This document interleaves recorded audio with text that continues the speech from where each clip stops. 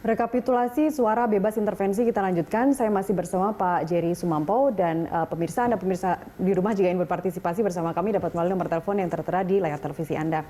Pak Jerry, kita lanjutkan. Kemarin Pak Wiranto bilang bahwa pemerintah akan pastikan kawal penghitungan suara pemilu ini. Sebenarnya langkah-langkah taktis apa yang bisa dilakukan oleh pemerintah dalam mengawal suara pemilu ini? Ya, saya kira mengawal suara pemilu itu bagian dari tugas pemerintah ya, khususnya tentu mengamankan kotak suara, karena kotak suara itu kan sekarang sedang proses rekapitulasi di tingkat kecamatan, nanti ke kabupaten dan provinsi. Dan beberapa melakukan hitung atau pemilihan suara ulang. Iya, di beberapa daerah juga ada rekomendasi untuk melakukan pemungutan suara ulang atau pemungutan suara susulan atau pemungutan suara lanjutan ya, ada 3 kategori itu. Nah, tentu tugas pemerintah dan tanggung jawab pemerintah adalah mengamankan supaya kotak suara itu tetap dalam keadaan yang aman dan terkunci ya, tidak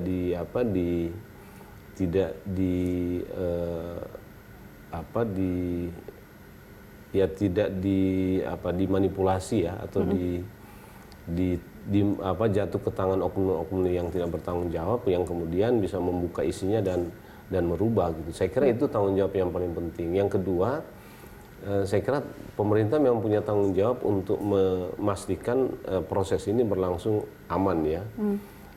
Artinya suasana itu bisa tetap kondusif dalam proses rekapitulasi. Nanti bahkan sampai kepada pengumuman hasil akhir ya.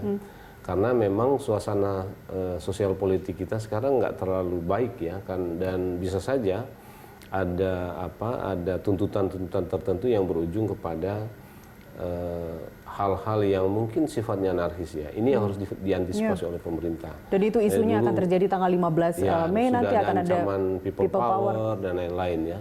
Kemarin juga sudah ada demo di Bawaslu ya, untuk memaksa supaya Bawaslu mengatakan bahwa pemilu kali ini itu berlangsung curang gitu ya. Jadi ini juga sebenarnya nggak boleh, karena bagian dari intervensi kewenangan dan independensi serta profesionalitas Bawaslu ya, karena dia nggak bisa menjalankan tugasnya karena order atau tekanan dari pihak-pihak tertentu. Ini juga bagian dari sesuatu yang harus kita jaga ya, bahwa lembaga-lembaga penyelenggara pemilu, KPU dan Bawaslu itu harus bebas dari tekanan. Tema kita kan begitu, bebas dari intervensi. Bebas dari intervensi. Tapi kalau kita kembalikan secara psikologis begitu ya, pasangan 02 kan memenangkan Jawa Barat sama seperti 2014 kemarin. Banten juga masih dikuasai dan sebagian besar Sumatera. Apakah ini juga menurut Anda yang membuat tuduhan intervensi atau merasa dizolimi dengan suara penghitungan suara ini semakin atau terus memuncak? Saya kira mungkin nggak secara langsung ya, karena memang daerah-daerah itu kan daerah-daerah yang di 5 tahun yang lalu juga dimenangkan oleh pihak 02 gitu ya. Artinya meskipun belum tersentuh. Sekarang ada komposisi yang berbeda gitu ya. Nah, saya kira problemnya kan sekarang sebetulnya menurut saya ya adalah bagaimana kita dengan kesabaran dan kerelaan menunggu proses rekapitulasi KPU.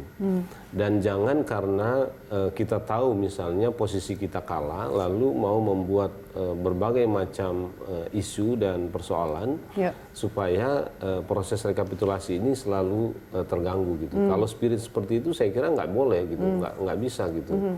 Karena memang dalam setiap pemilu itu harus ada yang kalah dan yang menang gitu. Dan sebagaimana biasa rakyat sudah menentukan pilihan, ya kita tinggal menunggu gitu ya, baik pasangan calon, peserta pemilu yang lain, partai politik dan masyarakat juga pada umumnya tinggal menunggu hasil yang sudah ditentukan oleh masyarakat, dan tentu mengawal ya. Gitu. Jika kedua kubu menolak untuk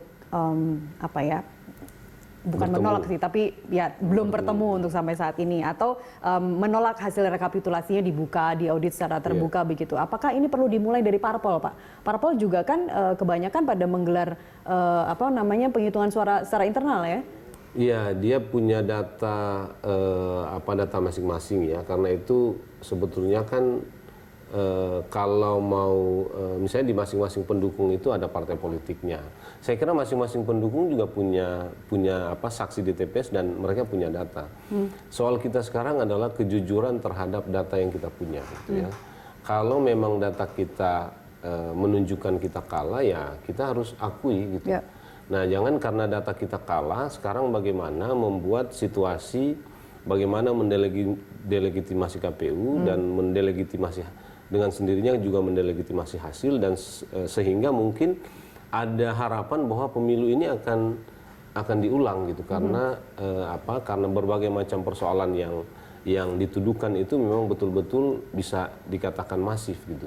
Nah, menurut saya ini yang nggak benar gitu, ini yang nggak benar karena memang begini Mbak Nas, dalam setiap pemilu kita sudah akui bahwa pemilu kita ini kan rumit ya. Dan selalu ada sesuatu yang, ada hal-hal yang kurang gitu ya, ada hal-hal yang keliru gitu, banyak sekali. Nah, saya memang harus mengatakan bahwa pemilu kita kali ini dari sisi teknis administratifnya itu jauh lebih buruk dibanding pemilu sebelumnya gitu ya.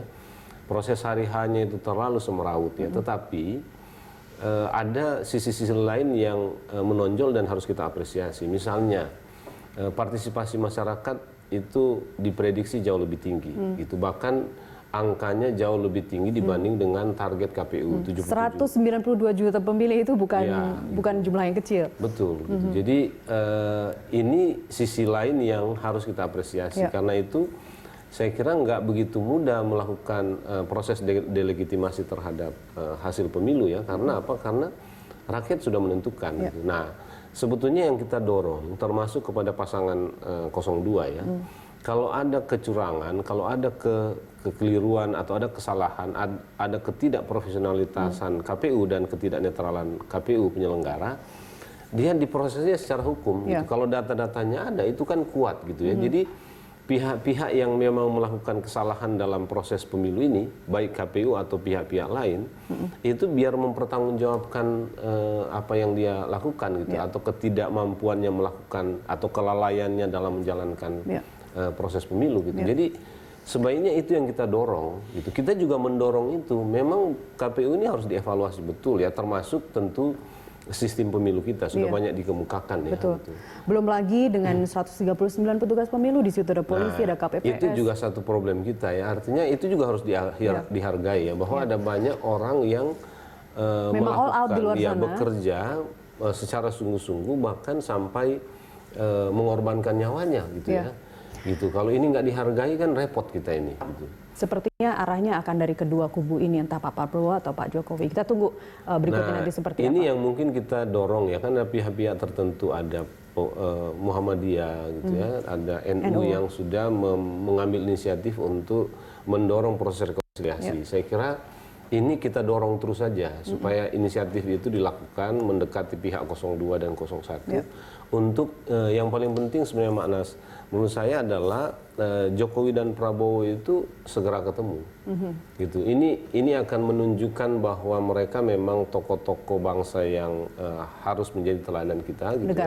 Negarawan gitu, dan ini kenegarawan itu harus ditunjukkan sekarang dalam situasi dan kondisi bangsa yang sedang carut marut ya, dan tidak cenderung tidak pasti karena hasil pemilu yang belum bisa diterima oleh kedua kubu. Pak Jerry Sumambo, terima kasih atas waktu Anda bersama kami. Mbak. Kami masih akan kembali dengan informasi lainnya. Tetaplah bersama kami.